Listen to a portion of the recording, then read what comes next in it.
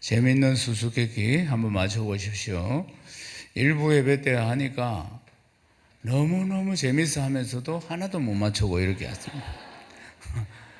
많이 맞으면 맞을수록 좋은 건 뭡니까? 시험 문제입니다. 시험 문제. 이상한 사람들이 모이는 곳은 어딜까요? 오, 이부 예배 수준이 있어요. 일부는 아무도 못 맞췄어요. 작은 돌멩이를 다른 말로 하면 뭘까요? 아이돌. 장군이 가장 받고 싶어 하는 복은 뭘까요? 항복입니다. 깨가 죽으면 뭐가 될까요? 죽은 깨. 스님이 우통을 벗고 있는 저를 뭐라고 할까요? 반나절이라고 합니다. 교통이 가장 심각하게 막히는 곳은 어딜까요?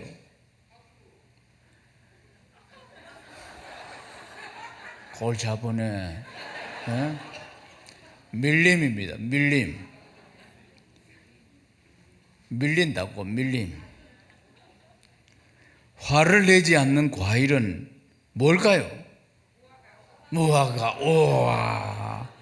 일부 때는 아무도 못 맞췄어요. 더러운 사람만 사는 성은 어딜까요? 골치 아프네. 안시성입니다. 안시성. 마지막이에요. 소리 없이 글을 쓰는 사람은 누구일까요? 소리 없이 글을 쓰는 사람은 누구일까요? 조용필. 이분은 대단해요. 예수님의 12제자는 누구일까요? 아무도 몰라요. 오늘 설교 말씀을 나에게 주시는 말씀으로 아멘하고 받으면 역사가 일어납니다. 우리 밥상에 김이 자주 올라옵니다. 우리 한국 사람들은 김 참 좋아합니다. 그런데 우리는 이전부터도 김을 좋아하고 지금도 김을 잘 먹지만은, 그러나 외국 사람들은 김을 잘 몰랐습니다. 김은 그냥 바다 밑에서 올라오는 그냥 해초류 정도로 생각하고, 시커먼 해초류고 맛도 없고 시큼하고, 그래서 그걸 별로 좋아하지 않고, 그런 게 거물에 걸려서 올라오거나 이렇게 하면 그냥 짐승들에게 주는 정도로 여겼지 사람이 먹는 것이라고 생각 안 했습니다. 심지어는 2차 세계대전이 끝나고 나서 전범 재판을 할 때 미군들이 일본에 포로가 됐어요. 일본군에게. 그래서 미군들이 정언을 하기를 이렇게 이야기하는 겁니다. 일본군에 포로가 되어 있을 때 뭘 먹으라고 줬느냐면은 그 김을 우리에게, 그걸 짐승들이랑 먹거나 사람이 먹을 수 없는 김을 우리에게 줬다고 전범 재판에서 그렇게 증거로 제시를 할 정도로 미군들이나 세계 사람들은 김에 대해서 모르고 살았다, 그 말입니다. 그러니까 이건 가축에게나 먹이거나 사람이 먹을 수 없는 것이라고 생각했어요. 그렇게 푸대접을 받던 역사가 상당히 깁니다. 그런데 지금 김이 어떻느냐? 없어서 못 먹고 있습니다. 외국 사람들이 김을 얼마나 좋아하는지 모릅니다. 김이 또한 슈퍼푸드입니다. 건강에 너무너무 좋습니다. 고단백에다가 저칼로리에다가 건강식품입니다. 그래서 최근 들어서 이 외국 사람들이 미국을 비롯해서 모두 다 김을 찾기 시작했습니다. 그리고 또 김이 생산 과정에서 이산화탄소를 줄여주는 블루카본 역할까지 하니까, 그러니까 이 김에 대한 서양인들의 인식이 완전히 달라진 것입니다. 그래서 이제 김을 생산하는 나라가 한국, 중국, 일본 이 세 나라뿐인데, 그런데 지구온난화로 해가지고 생산량이 일본과 중국은 생산이 안 됩니다. 한국밖에 수출이 안 돼. 생산이 안 됩니다. 그래서 한류 열풍과 함께 한국의 조미김이 세계인의 입맛을 전부 다 딱 맞춰버렸습니다. 지난해 우리나라 김 수출액이 얼마냐? 1조 원이었습니다. 1조 원. 보통 조 1에 하면 반응이 없습니다. 9천억이라면 우와 이렇게 하다가 조로 넘어가 보면 감이 안 오기 때문에 1조 원을 돌파했습니다. 김 수출이. 2019년부터 우리나라 수산식품 수출 제1호가 1번이 바로 김이었습니다. 그러니까 하나님께서 참 누가 이런 이야기합니다. 우리에게는 땅에서 솟아나는 황금, 검은 황금 뭡니까? 석유, 이건 주시지 않았는데, 그런데 바다에서 솟아나는 검은 반도체, 김을 줬다. 이런 우스갯소리를 할 정도입니다. 그러니까 김을 기피했던 이 미국 사람들이 김을 좋아하는데, 이거는 뭐 우리가 상상할 수 없을 정도로 인기입니다. 지난 한 해 미국 수출액이 8,078만 달러, 전년 대비 41%가 성장한 겁니다. 그러니까 김 수출액이 41%나 성장, 그러니까 절반씩 막 성장해 나가는 거예요. 우리가 이제 유튜브나 SNS나 이런 데 보면은 파란 눈을 가진 노랑머리 아이들이 김을 그렇게 즐겨 먹는 것을 쉽게 볼 수가 있습니다. 아주 김을 얼마나 좋아하는지 모릅니다. 그러다 보니까 김값도 올라갑니다. 병충해 이런 것 때문에 생산량이 좀 떨어지는데, 작년에 초미 이 김이 수출하는 이 김이 10% 내지 20% 가격이 상승을 했습니다. 그럼에도 불구하고 김을 얼마나 찾는지 모릅니다. 이전에는 포로를 학대하는 데 썼던 음식이라고 짐승이나 주는 걸 우리한테 먹였다고 그렇게 고발을 할 정도였는데, 이제는 돈을 얹어서 주고 살려고 해도 김을 찾기가 어려운 시대가 되었다는 것입니다. 이걸 뭐라고 하느냐, 김 입장에서 보면은 반전이라고 하는 겁니다. 그러니까 이전에는 뭐 가축이나 먹이는 그런 아주 그냥 쓸데없는 음식이라고 생각했는데, 이게 뭐 최고의 상품이 됐어요. 1조, 수출액이 1조, 우리나라 수출 중에서 최고의 수출액 1조를 차지했다고. 대단한 거 아니겠습니까? 완전히 이제 김이 슈퍼푸드로 격상이 됩니다. 그러니까 이전에 무시하고 학대하고 뭐 짐승이나 주고 뭐 이런 게, 이게 아니고 완전히 반전을 해서 불티나게 팔리고 있다는 것입니다. 사랑하는 여러분, 반전, 누구나 다 반전을 꿈꿉니다. 김이 이렇게 인기 있는 식품으로 반전을 했지만, 우리가 살면서 우리 인생에서 반전이 일어나기를 바라는 거 아닙니까? 건강이 안 좋은 사람은 건강해진 몸으로 반전하는 것, 환경이 안 좋은 사람은 좋은 환경으로, 경제 문제가 있는 사람은 경제가 반전이 되기를, 우리 인생이 다 반전을 꿈꾸는 것 아니겠습니까? 사랑하는 여러분, 성경에는 반전 이야기로 얼마나 가득 차 있는지 모릅니다. 어린 목동이었던 다윗을 보십시오. 이새의 아들 중에 8번째 아들, 막내였습니다. 사무엘 선지자가 이새의 아들에게 왕으로 기름 부으시라고 하나님 하셨다고 하니까 첫째 아들부터 딱 데리고 왔습니다. 제일 멋진 아들이었기 때문에. 그 다음 아니다, 둘째, 셋째, 넷째. 그러나 8째는 저 목동 저 산골짜기 양이나 치고 있었는데 대상이 아니라고 생각했습니다. 그런데 다윗이 왕이 됩니다. 반전 아니겠습니까? 사랑하는 여러분, 모세를 보십시오. 모세는 40년 동안 바로 왕궁에서 왕자로 자랐습니다. 그러나 살인자가 되었습니다. 그래 도망을 갑니다. 미디안 저 끝까지 골짜기로 도망을 갔습니다. 아무도 찾을 수 없는 그곳으로 가서 40년 동안 팍처박혀서 살아갑니다. 양이나 치고 그렇게 살아갑니다. 80에 하나님께서 모세를 부르신 것 아니겠습니까? 그 모세의 인생으로 봐서는 반전 아닙니까? 반전의 인생이었습니다. 40년 동안 이스라엘 백성들을 리더하는 지도자로 살았습니다. 그리고 가나안 땅으로 그들을 인도하는 것 아니겠습니까? 사랑하는 여러분, 야곱의 인생도 마찬가지입니다. 주일 나대배 설교의 주인공인 야곱도 마찬가지입니다. 형을 속이고 그리고 아버지를 속이고 장자의 축복권을 뺏어보려고 했던 그가 나중엔 도망을 가게 됩니다. 하염없이 하란에 살고 있는 외삼촌 집으로 하염없이 도망을 가다가 베델에서 하나님을 만나게 됩니다. 하나님께서 그를 만나 주셨습니다. 그리고 하나님께서 네 인생을 내가 책임지겠다고 약속의 말씀을 주십니다. 그리고 하나님이 네 인생의 주인이라고 또 말씀하십니다. 다 읽고 뭐 축복을 받는다고 훔친다고 했지만은 훔친 거 하나도 없습니다. 그저 도망자 신세가 되어서 형이 죽이려고 하니까 도망가는 것밖에 없었던 그에게, 희망도 없고 꿈도 없는 그에게 하나님이 찾아오셨습니다. 사랑하는 여러분, 오늘 말씀도 마찬가지입니다. 위기의 야곱을 향해 하나님이 찾아오신 장면입니다. 어려움을 만났습니다. 염려를 만났습니다. 불안한 상황 가운데 놓였습니다. 딸 디나의 사건으로 아들 시몬과 레위가, 그러니까 이 세겜 사람들을 할례를 시켜놓고 3일째 가장 고통스러울 때, 일어나지도 못할 그런 고통스러울 때 가서 전부 다 남자들을 죽여버렸습니다. 이 사건을 야곱은 이렇게 봅니다. 창세기 34장 30절을 읽겠습니다. 야곱이 시몬과 레위에게 이르되 너희가 내게 화를 끼쳐 나로 하여금 이 땅의 주민 가나안 족속과 브리스 족속에게 악취를 내게 하였도다. 나는 수가 적은즉 그들이 모여 나를 치고 나를 죽이리니 그러면 나와 내 집이 멸망하리라. 야곱은 겁이 났습니다.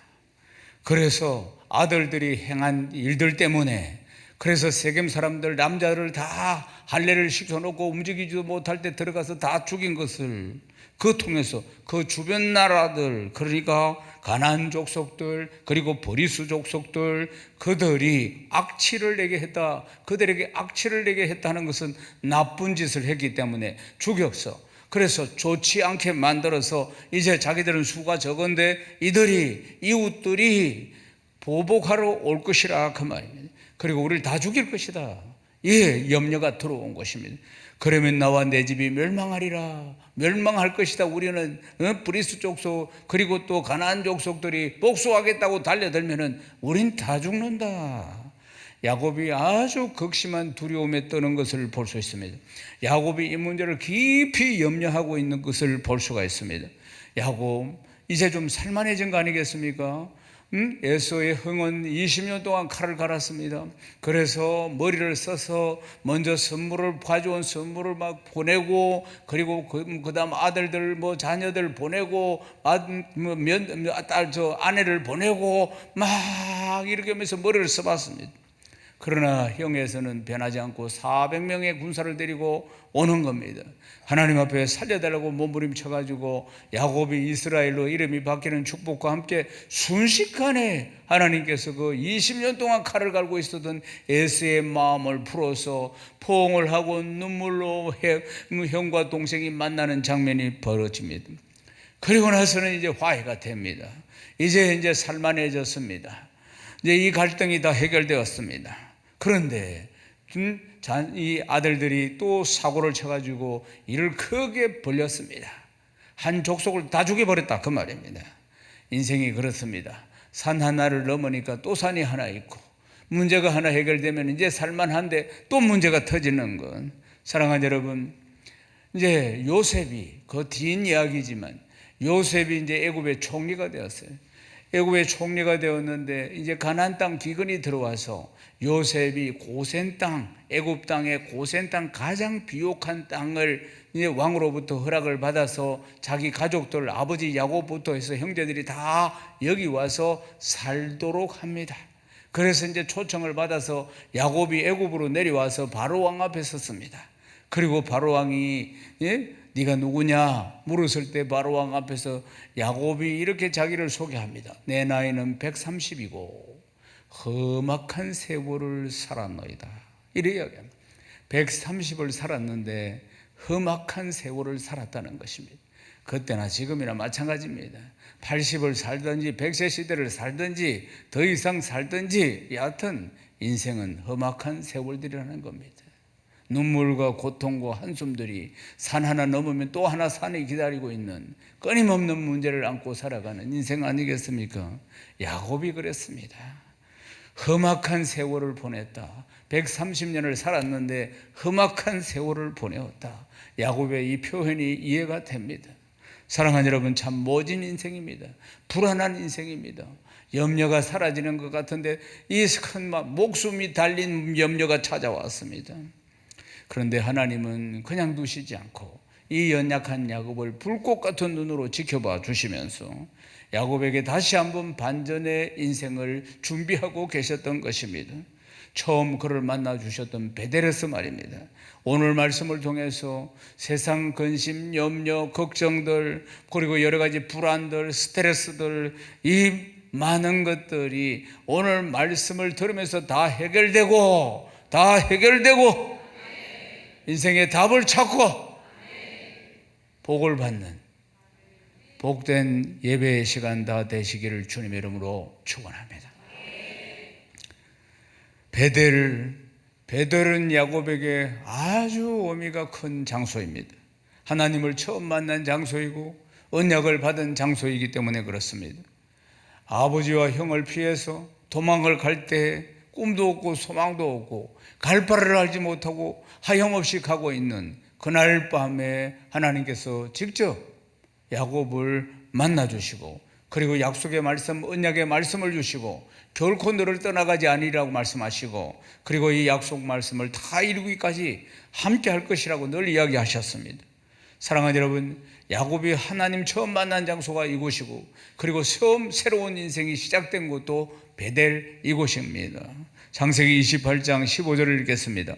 내가 너와 함께 있어 네가 어디로 가든지 너를 지키며 너를 이끌어 이 땅으로 돌아오게 할지라 내가 내게 허락한 것을 다 이루기까지 너를 떠나지 아니하리라 하신지라. 하나님께서 야곱에게 약속의 말씀을 주셨습니다. 그리고 약속의 말씀을 신실하게 지키시는 것을 볼 수 있습니다. 그래서 자녀도 많이 주시고 되산도 많이 주셔서 그래서 돌아오게 하신 거 아니겠습니까? 그래서 자기가 해결할 수 없는데 하나님께서 단순간에 해결해 주셔서 에서와 화해하게 하시고 고향으로 돌아오게 했습니다. 그러면은 하나님의 약속을 지켰습니다. 그러면 하나님의 약속을 지켜서 이제 다 문제가 해결되고 고향으로 돌아오게 되었으면 이제는 야곱이 약속을 지킬 차례가 되었습니다. 하나님께 야곱이 약속한 것이었습니다. 하나님도 야곱에게 약속한 것이었습니다. 그런데 이제는 야곱이 약속을 지켜야 합니다. 야곱이 했던 약속이 뭡니까? 창세기 28장 21절에서 22절 말씀을 읽겠습니다. 내가 평안히 아버지 집으로 돌아가게 하오시고 여호와께서 나의 하나님이 되실 것이요 내가 기둥으로 세운 이 돌이 하나님의 집이 될 것이요 하나님께서 내게 주신 모든 것에서 10분의 1을 내가 반드시 하나님께 드리겠나이다 하였더라. 야곱의 한 가지 약속의 전제를 갖고 있어요. 내가 평안히 아버지 집으로 돌아오게 하시며 이라고 야곱이 이야기합니다. 그래서 하나님께서 약속하신 것을 다 신실하게 지켜주시면 이라고 단서를 달았습니다. 왜 그랬을까요? 아직도 믿음이 연약한 자이기 때문에 그렇게 단서를 달면서 하나님의 약속을 다 지켜주시면 나도 하나님께 약속한 것을 다 지키겠습니다. 그 약속이 세 가지입니다. 첫 번째, 여호와께서 나의 하나님이 되시는 것. 두 번째, 내가 기둥으로 세운 이 돌이 하나님의 집이 되는 것. 세 번째, 하나님께서 내게 주신 모든 것에서 10분의 1을 반드시 하나님께 드리겠습니다. 이렇게 약속을 했다는 것입니다. 이 약속을 한 지가 20년이 지나갔습니다. 언제 고향으로 돌아가는지 기약도 없었던 야곱입니다. 그런데 하나님께서 때가 되니까 돌아가게 하시고 때가 되니까 에서의 마음을 또 풀어서 화해하게 하셨습니다. 사랑하는 여러분, 고향 땅에 무사히 돌아왔습니다. 그러면 이제 야곱이 약속을 지켜야 할 때입니다. 그런데 어떻습니까? 그런데 야곱이 어디로 가야 됩니까? 베델로 가야 되는 겁니다. 베델로 가는 것이 야곱이 약속을 지키는 것이에요. 그런데 야곱이 엉뚱한 곳으로 가는 것을 볼 수 있습니다. 창세기 33장 16절에서 18절을 읽습니다. 이날에 에서는 세일로 돌아가고 야곱은 숫곳에 이르러 자기를 위하여 집을 짓고 그 가축을 위하여 우리간을 지었으므로 그 땅 이름을 숫곳이라 부르더라. 야곱이 밧다라멜의 수도 평안히 가나안 땅 세겜 성읍으로 이르러 그 성 앞에 장막을 치고. 아멘. 야곱과 에서가 화해를 했습니다. 그래서 에서가 함께 고향 땅으로 돌아갈 것을 제언합니다. 근데 야곱은 내 양떼와 소떼들을 그러니까 하루만 심하게 몰고 가면은 모든 떼가 다 연약해서 죽기 때문에 형님은 먼저 가십시오. 난 천천히 세일로 가서 에서에게로 돌아가겠다고 이야기를 합니다. 그래서 에서는 먼저 갑니다. 그래 천천히 오너라 하고 갔습니다. 그런데 야곱이 다른 곳으로 갑니다. 먼저 숫곳이라는 곳에 가서 가축을 위해서 우리간을 짓습니다. 그리고 가나안 땅 세겜 성읍에 이르러서 그 성읍 앞에 장막을 치고 거기서 자리를 잡고 머물려고 합니다. 하나님께서 신실한 약속을 하셔서 그리고 신실한 약속을 지키셨습니다. 그러면 야곱이 약속한 것을 이제 지켜야 합니다. 그런데 야곱은 그것을 잊어버린 겁니다. 그러니까 자기 생각대로 해버리는 겁니다. 베델로 가지 않고 자기 생각대로 자기가 살고 싶은 대로 그냥 갔다, 그 말입니다. 여기서 우리도 우리의 모습을 이 야곱의 모습 속에서 발견하게 됩니다. 하나님께 매달려 기도 응답받고 하나님의 은혜의 말씀도 받고 그래서 하나님과 또 약속도 하고 그렇지만은 그런데 또 형편이 좋아지고 평안해지면은 그게 잊어버리고 내 생각대로 내가 좋을 대로 살아가는 우리의 모습들 말입니다. 사랑하는 여러분, 야곱은 어디로 가야 합니까? 베델로 가야 합니다. 그런데 자기가 살고 싶은 곳으로 향해서 가서 그 자리를 폈다, 그 말입니다. 사랑하는 여러분, 그런 야곱을 향해서 하나님이 또 찾아오십니다. 창세기 35장 1절입니다. 하나님이 야곱에게 이르시되 일어나 베델로 올라가서 거기 거주하며 네가 네 형 에서의 낯을 피하여 도망하던 때에 내게 나타났던 하나님께 거기서 제단을 쌓으라 하신지라. 아멘. 그러니까 다시 세상으로, 다시 숲곳으로, 다시 세겜으로 거기서 살고 있는, 그러면서 여러 문제를 만나는 야곱 아니겠습니까? 사랑하는 여러분, 형 에서의 낯을 피해서 도망가다가 베델에서 하나님 만났습니다. 하나님, 내가 너와 함께 하리라 약속의 말씀도 받습니다. 그런 축복의 말씀도 받습니다. 야곱도 하나님 나 무사히 돌아오게 하시면 이렇게 세 가지를 약속합니다. 내가 그걸 지키겠습니다. 그러면서 20년의 세월이 흘렀어요. 하나님은 무사히 이제 예수의 마음을 풀어서 고향 땅으로 돌아오게 했는데, 그러나 그는 지 살고 싶은 대로 갔다, 그 말입니다. 사랑하는 여러분, 그를 또 하나님이 찾아오셨다는 것입니다. 하나님과의 언약을 기억하지 못하고 자기가 하고 싶은 대로, 자기가 살고 싶은 대로 가고 있는 야곱을 하나님이 찾아오셨다는 것입니다. 사랑하는 여러분, 우리도 마찬가지입니다. 어렵고 힘들 때는 하나님께 와서 울고불고 하나님 도와달라고 그래야 응답을 받습니다. 약속의 말씀도 받습니다. 또 하나님, 내가 이제 신앙생활 잘하겠습니다. 내가 이렇게 하겠습니다. 하나님께 이렇게 드리겠습니다. 약속을 해놓고는, 그리고 또 형편 좋아지고 별일 문제가 없으면 세상에 한 발, 교회에 한 발 걸치고 이렇게 저렇게 살아가는 우리 인생의 모습을 여기서 볼 수가 있는 것입니다. 사랑하는 여러분, 이번에 하나님이 말씀하십니다. 야곱을 찾아와서 하나님 말씀하시니까 이번에 야곱이 200% 순종을 합니다. 결단하면서 바로 순종하는, 즉시 순종하는 모습을 볼 수 있습니다. 창세기 35장 2절에서 3절 말씀을 읽겠습니다.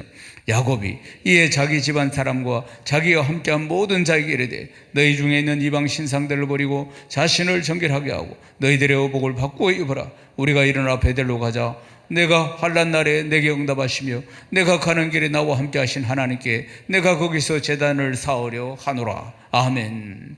야곱이 그때 다시 한번 깨닫습니다. 네, 순종하겠습니다. 그러면서 집안 사람들에게 모두 다 이방 신상 같은 거 가지고 있으면 다 버려라. 그리고 모두 정결하게 해라. 옷도 다 바꾸고 입어라. 하나님께로 돌아간다. 우리는 이제 하나님 말씀에 순종해서 베델로 갈 것이다. 몸만 움직이는 것이 아니고 몸과 마음과 정성을 다해서 준비하고 있는 모습을 볼 수 있습니다. 사랑하는 여러분, 모두 다 예배의 자리에 왔는데 몸이 왔다고 마음이 오는 것 아닙니다.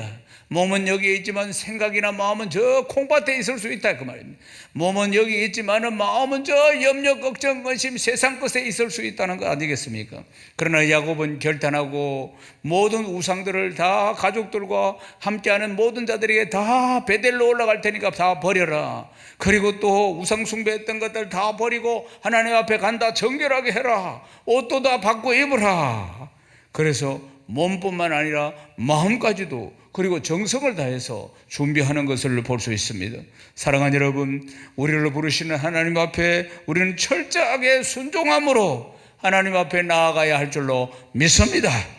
아멘이십니까? 온 마음과 정성을 다해서 하나님께 나아가야 한다는 것입니다.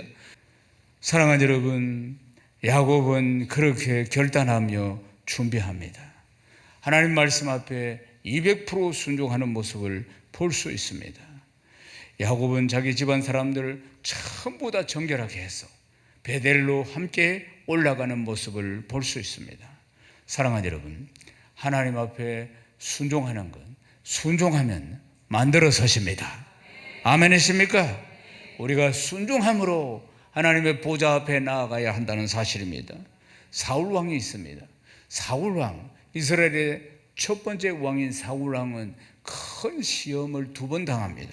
첫 번째 시험은 사무엘상 13장에 보면 나옵니다. 블레셋과의 전쟁이 벌어졌습니다.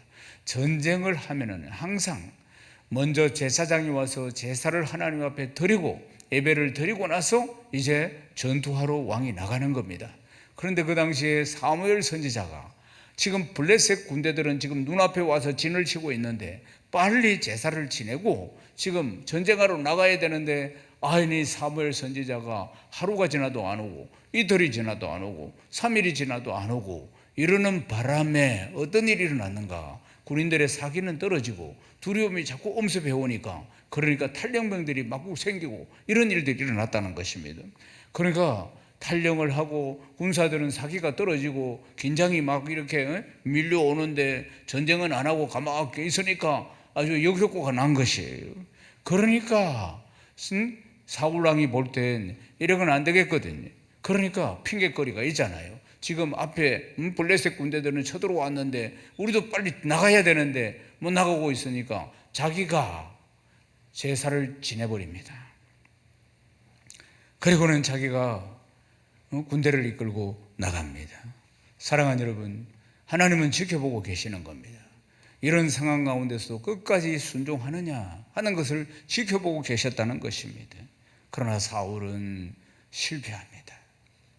또 한 번 사무엘상 15장에 보면은 하늘 아말렉과 전쟁이 벌어졌습니다. 그래서 하나님께서 말씀하셨어요. 아말렉 동물이고 사람이고 전부 진멸을 해라. 전부 죽여라. 아말렉과는 오래된 원수관계입니다. 이번에 다 정리를 해라. 하나님이 그렇게 말씀하셨어요.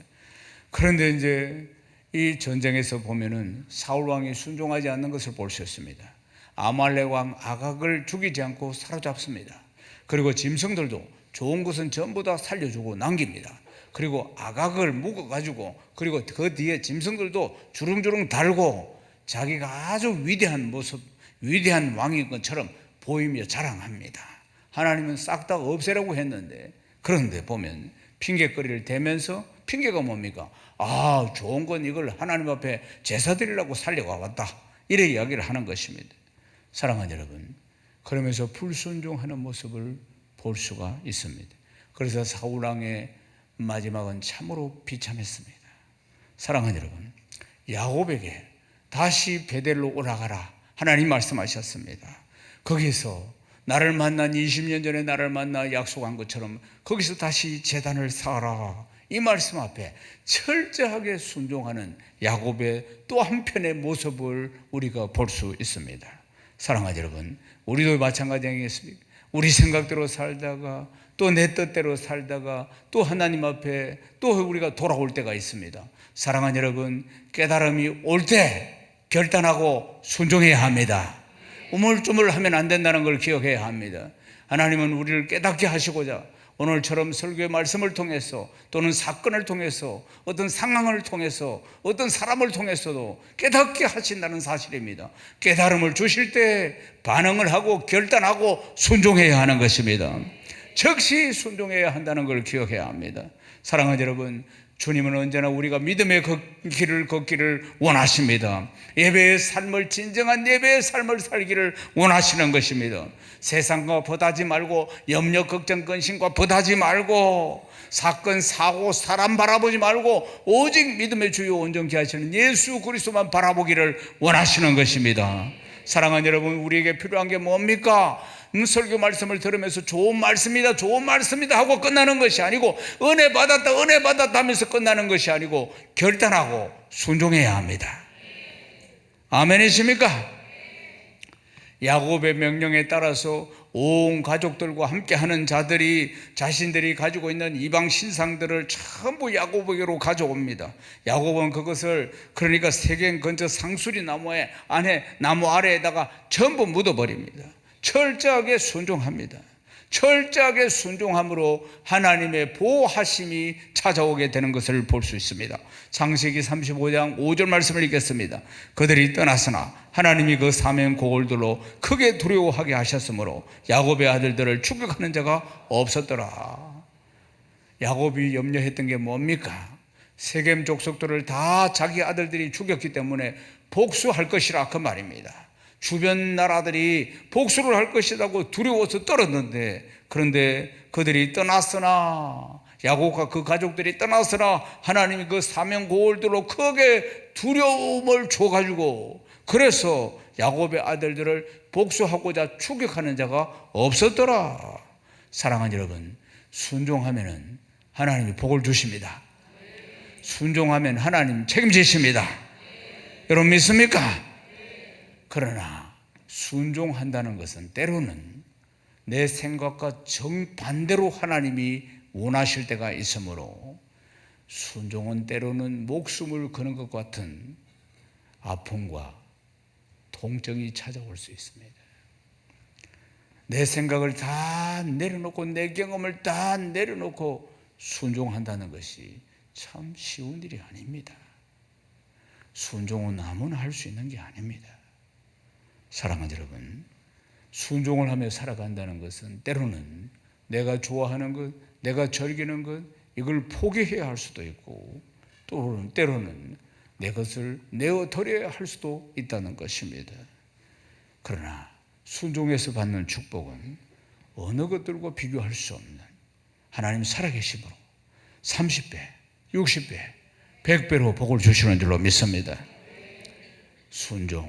순종에도 수준이 있습니다. 그러니까 내가 이해가 돼야 순종이 되고, 또 내가 그게 순종했을 때 유익이 있다고 생각해야지 순종이 되는 것입니다. 그러나 내가 판단했을 때 나에게 유익이 없고 내가 계획하는 것이 틀어지고 뭐 이런 복잡한 생각이 들어오면은 순종이 잘 되지 않습니다. 사랑하는 여러분, 그런데 야곱은 지금 억지로 순종하는 것이 아닙니다. 괴로워하면서 막 순종하는 것이 아닙니다. 기쁨과 열정적으로 하나님 말씀 앞에 순종하는 모습을 보게 되는 것입니다. 사랑하는 여러분, 하나님을 신뢰하십시오. 왜 순종이 되지 않습니까? 못 믿으니까요. 하나님을 못 믿으니까 말이에요. 그러니까 순종이 안 되는 것입니다. 왜 못 믿을까요? 하나님을 잘 모르기 때문에. 하나님을 잘 모르는 거예요. 그러니까 순종이 안 되는 것입니다. 내가 생각할 때 이게 내 계획하고 맞지 않으니까, 내 생각하고 맞지 않으니까 결국 끝에 가서 순종이 안 되는 것입니다. 사랑하는 여러분, 하나님을 더 깊이 신뢰할 수 있도록 성경 말씀을 배우고, 그리고 이 말씀을 적용해서 살아보시기를 주님 축원합니다. 하나님께서는 야곱에게 베델로 올라가라 말씀하십니다. 그러면서 언약을 기억해라. 세상을 향해 가는 것이 아니라 주님께 순종하는 삶으로 돌아오라. 하나님이 그렇게 말씀하십니다. 사랑하는 여러분, 야곱을 찾아오셔서 부르신 하나님이 오늘 우리를 이 예배로 부르셔서 우리에게 말씀하고 계십니다. 아멘이십니까? 세상을 사랑하는 것이 아니라 나를 사랑하고, 그리고 내가 주는 말씀 앞에 순종하라. 그래서 이 아브라함의 축복을 받아 누려야 한다. 그렇게 말씀하시는 것입니다. 그래서 다시 베델로 올라가라. 하나님께로 돌아오라. 말씀하고 계시는 것입니다. 사랑하는 여러분, 야곱과 그와 함께한 모든 사람들이 가나안 땅 루스고 베델에 이릅니다. 거기서 제단을 쌓고, 그리고는 그곳을 엘베델이라 부릅니다. 창세기 35장 7절 말씀을 읽겠습니다. 그가 거기서 제단을 쌓고 그것을 엘베델이라 불렀으니 이런 그 형은 낯을 피할 때 하나님이 거기서 그에게 나타나십니다. 다시 돌아간 베델에서 야곱이 단을 샀습니다. 엘베델, 엘베엘이라는 뜻은 하나님입니다. 베델의 하나님, 베델의 하나님이라는 뜻입니다. 여기에 하나님이 계신다 이 뜻입니다. 여기서 내가 다시 하나님을 만났다 이 뜻입니다. 공고할 때, 에서를 피해서 도망갈 때, 그때 하나님께 제단을 쌓고 하나님께 제사를 드려서 하나님의 은혜를 덧입었던, 사랑하는 여러분, 그리로 다시 돌아간 것입니다. 사랑하는 여러분, 돌아가야 합니다. 하나님께로 내 마음이 돌아가야 합니다. 하나님께로 내 생각이 돌아가야 합니다. 몸이 여기 있다고 하나님께로 돌아간 것이 아닙니다. 몸과 마음이 다 하나님께로 돌아가야 하는 것입니다. 사랑하는 여러분, 가나안 땅으로 기적같이 돌아왔음에도 불구하고, 그런데 하나님과의 약속을 외면하고 세겜에 살다가 비로소 다시 하나님을 찾는 모습을 보십시오. 하나님께 돌아감으로 야곱이 잃어버렸던 아브라함의 축복을 다시 회복하게 됩니다. 창세기 35장 10절 말씀을 읽겠습니다. 하나님이 그에게 이르시되 내 이름이 야곱이지만 내 이름을 다시는 야곱이라 부르지 않겠고 이스라엘이 내 이름이 되리라 하시고, 그가 그 이름을 이스라엘이라 부르시고, 베델에서 이제 제사를 드리고 바단 아람으로 이제 돌아옵니다. 하나님께서 야곱에게 내려서서 이제 복을 주시는데, 근데 먼저 복을 야곱이 아니고 네 이름은 이스라엘이다 이렇게 말씀하시는 거예요. 이스라엘이라는 이름을 어디서 받았습니까? 야복강 앞에서 천사와 씨름해서 받았습니다. 이제 네 이름 야곱이라 하지 말고 이스라엘이라 해라, 그렇게 복을 주셨습니다. 그런데 그 뒤에 인생은 여전히 이름이 야곱으로 나옵니다. 왜 그렇습니까? 이스라엘로 변화되지 못했기 때문입니다. 야곱이 여전히, 하나님은 복을 주셔서 이스라엘이다 이렇게 복을 주셨는데, 야곱이 살아가는 인생은 여전히 옛날 사람 야곱이 되어서 속이는 자, 꾀로 사는 자, 뒷발꿈치를 잡은 자, 그렇게 살아왔다는 사실입니다. 사랑하는 여러분, 가나안 땅 들어왔으면 베델로 가야 되는데 가지 않고 자기 계산대로 세겜으로 가고, 그러니까 자기의 유익을 따라서 여기 살면 더 좋겠다고 생각하고 갔던 것 아니겠습니까? 계속해서 이스라엘이 아니고 야곱처럼 살았던 것입니다. 그런데 하나님이 다시 돌아온 야곱을 향해서 야곱이 아니다 이스라엘이다 너는, 그러면서 복을 주시는 장면을 볼 수 있습니다. 그가 하나님 앞에서 이제 온전히 회복되었다는 뜻입니다. 창세기 35장 11절에서 12절을 읽겠습니다. 하나님이 그에게 이르시되 나는 전능한 하나님이라 생육하며 번성하라. 한 백성과 백성들의 총회가 내게서 나오고 왕들이 네 허리에서 나오리라. 내가 아브라함과 이삭에게 준 땅을 내게 주고 내가 네 후손에게도 그 땅을 주리라 하시고, 하나님께서 야곱에게 아브라함의 축복을 주시는 것을 볼 수 있습니다. 생육하고 번성하라, 이 말씀은 에덴 동산에서 아담과 하와에게 주신 축복의 말씀인 것입니다. 그리고 그 뒤에 아브라함에게 주시고, 그리고 또 이삭에게 주시고, 야곱에게 지금 주시는 장면을 볼 수 있습니다. 사랑하는 여러분, 야곱에게 다시 한번 생육하고 번성하는 축복을 주시고, 그것뿐만 아니라 왕들이 네 허리에서 나오리라는 축복을 주시고, 이 자손의 축복, 그리고 땅의 축복, 이 모든 축복이 아브라함의 축복이라고 하는 것입니다. 아브라함의 축복을 다시 순종하며 돌아온 이 이스라엘에게, 이 야곱에게 하나님이 주시는 장면을 볼 수가 있습니다. 사랑하는 여러분, 야곱 같은 우리 인생에게 이 복을 주시고자 오늘 이 예배에 다 나오게 하신 것을 믿으시기를 주의 이름 축원합니다. 하나님은 복 주시는 하나님, 복 주시는 하나님, 복 주시는 하나님이십니다. 회복된 야곱에게 주어진 이 큰 축복을 보십시오. 사랑하는 여러분, 동일하게 그 이상으로 하나님은 우리를 사랑하시고 복을 주시고자 부르신 것입니다. 사랑하는 여러분, 우리의 신앙은 때로는 자주 요동칩니다. 어떤 때는 참으로 믿음이 좋은 것 같기도 하다가 어떤 상황을 만나면 바닥을 기기도 합니다. 야복강에서 하나님을 붙들고 실험하며 사생결단하던 야곱도 믿음이 이 평안해지니까 세상을 향하고 더 쾌락을 향하고 자기의 즐거움을 향해 가는 모습을 볼 수 있습니다. 아무 문제가 없으니까 이렇게 세상 좋아하며 흘러가고 있는 야곱 아니겠습니까?